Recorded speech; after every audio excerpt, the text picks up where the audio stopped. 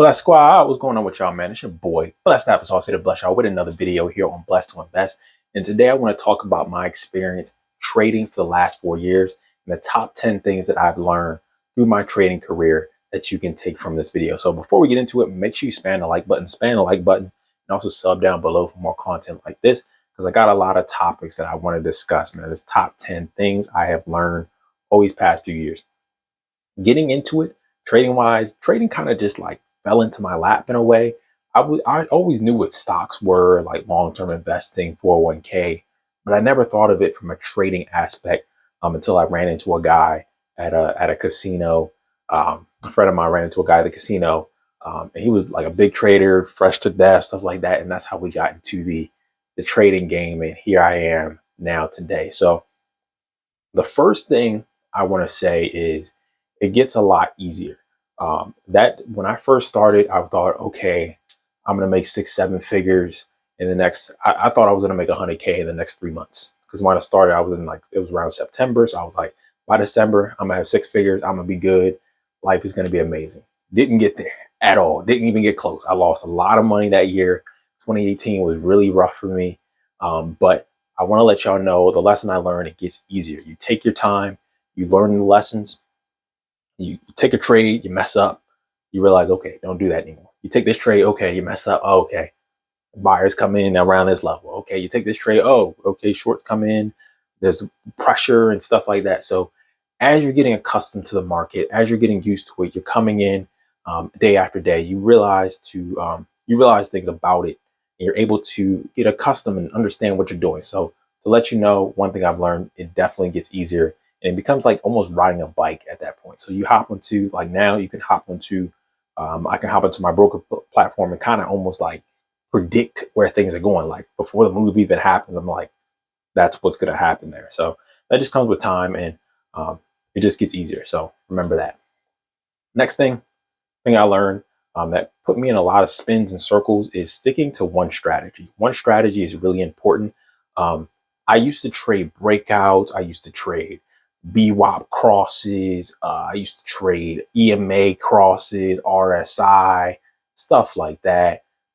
The best thing you can do when you find something you like, it's cool. Like if it interests you trading wise, some type of setup, stick with it. All setups work. Let me not say all, but a majority of the setups they have on YouTube work.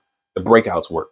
The golden crosses work. The VWAP bounces. All those stuff work. The RSI oversold stuff. All of it works.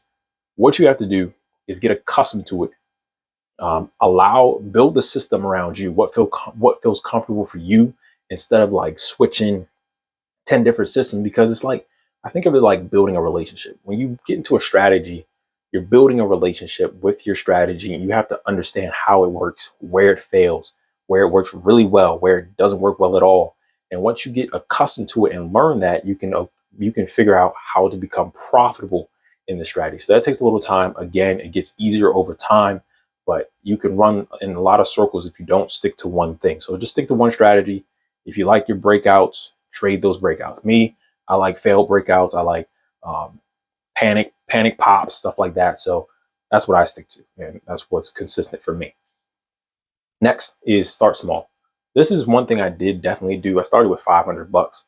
Happy I did, because I lost it all in like 20 days. Crazy stuff. Absolutely ridiculous how fast I lost that money. But starting small is going to be very important. If you are not comfortable with throwing $10,000 into the market, don't throw $10,000 in. Yes, it is easier to trade with more money, but it also comes with a lot of issues and a lot of things you can learn with trading with only $100, $500. You can learn these lessons at 500, where you're only losing $1 or $2 at a time, instead of trading with 10 grand and losing $500, $1,000 at a time. So start small, learn your lessons. And then once you learn your lessons, you can build up to that 10 grand, that 25 grand, that 50 grand places people want to go. And you really want to get over that 25K, where you can consistently trade, especially in the scalping arena. You want to be able to scalp in and out of position. So you need a lot of shares, a lot of size, and it's really easier with a lot more money.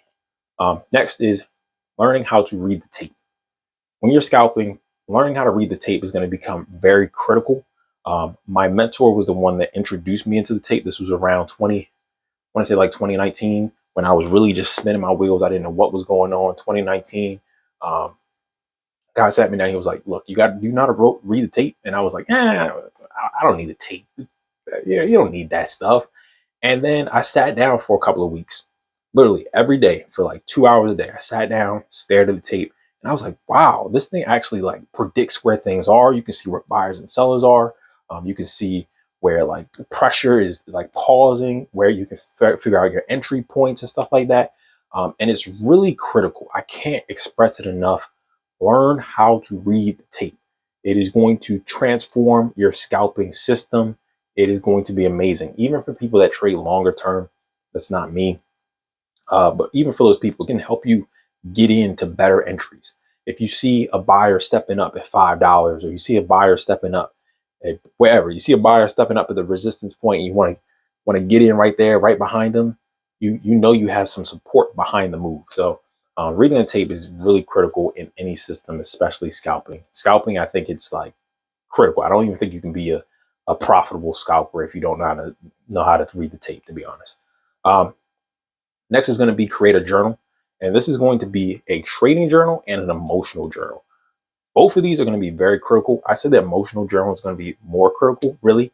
But learning how to create a journal, you end up learning like where your setbacks are, where you're failing, where your system is not working. On the trading side, this helps you build a relationship with your system, with your strategy. When you look at the trades and say, okay, at 9:50, my strategy just doesn't work. At 11 o'clock, the market's dead, strategy doesn't work. That's for me personally. 9:30, 10 o'clock is my golden window. And I learned that from building a journal, a trading journal, where you can see where your system is doing well and where it's failing. So I know to get out 10 o'clock, I'm done. That's it. I'm done for the day. Same on the emotional side. If you say, okay, I got 5 hours of sleep, I was a little nervous, I held on to that trade too long because I was getting greedy, whatever it may be, you can pick up on these patterns and be like, how can I avoid these emotional hiccups that I'm running into? So that's going to be very important. Building a trading journal, something I definitely learned throughout these years of trading. Next, especially as a scalper, commissions matter. Commissions are going to be very critical. You're going to want to get a broker that has low commissions. Even for you like long-term traders, you swing traders, stuff like that, commissions are going to kill you. Commissions in this game are going to be very expensive no matter what you do. But from a scalper, where you're taking 5 cent, 10 cent, 20 cent, you're taking these little small chunks of shares, small chunks of the move. You want to make sure the commissions are not taking 3 cent and you're only making 4, because that gets you into an issue. If you take a loss, you're going to be hurting really, really bad. So get on a broker that offers lower commissions. You get on a broker that supports scalpers, supports the system that you're working on. And this dives into like more system building and finding a broker that works for you, all that in one. Maybe you like to short. I like to short more. So I need a broker that knows how to short. I can find my short locates for the cheap. I can get my commissions low. I need all that. But if you're on like a longer trade or a whatever you may do, you may be able to get a different type of broker than I may need. So understand the fees on your platform and commissions, because they really do add up. And you can see at the end of the year when you look at your broker statement, like, wow, I really spent 10 grand in commissions. Like that could have been in my pocket or something, you know? So definitely look into that. Next is understand the win rate and the risk to reward ratio. This is really critical. A win rate, a lot of people say, oh yeah, you need to make more. Your wins need to be bigger than your losses. That's really not true. My wins are smaller than my losses. I just have a high win rate. So my win rate is like 80, 90%, but I only make about half or a third of my losses. So like if I win 3 times, I cover my loss. That's basically how it works for me. But you need to figure that out. You need to figure out a system where your win rate and your risk to reward works. It's going to be a specific formula you got to figure out. You have to have enough wins to cover your losses. If you have a high win rate, you can afford to take a bigger loss. If you have a low win rate, you cannot afford to take big losses, because you're going to slowly eat your account away. So You got to figure out the balance between your win rate and your risk to reward. That's very important. That's the only way you're going to be profitable in this game. Next, show up every day. Show up consistently. A lot of people in this game, they want to go, oh, I'm in here for 2 months. I'm in here for 2 weeks. I'm in here for on and off for 2 years. I only trade on Fridays. No, this is a job. This is a legit job. I'm sorry if you signed up and you think you're going to be a millionaire overnight trading once a week. That's really not going to happen. You got to show up to this game like a job, like you're a professional football player, professional NBA player, something like that, and be like, I'm going to really build into my craft. I'm going to take a couple hours off season to work. I'm going to take a couple hours on season to work while the game is being played. On seasons at 9 o'clock when the market opens, off seasons at 4 when the market closes. That's how it's going to go. You're going to trade every day. You're going to be in the system every day. That's how it's going to work. That's the only way you're going to get profitable and actually know what you're doing. And I think that's why a lot of people don't find success, because they want to be here and they want 1 foot in and 1 foot out. And that's not even in trading. That's just in general. People just want 1 foot in, 1 foot out. They don't want to commit to really trying something, really building some type of business or career or something like that. So be here, show up every day. And that's something that I learned back in 2018. I was showing up like every other day, once a week, once a month. Like, I'm a trader, but I don't really know what's going on. So that really changed for me. End of the year 2018 into 2019. That's when I got my mentor. And I was like, look, man, I got to take this game serious, because losing like this is not working for me.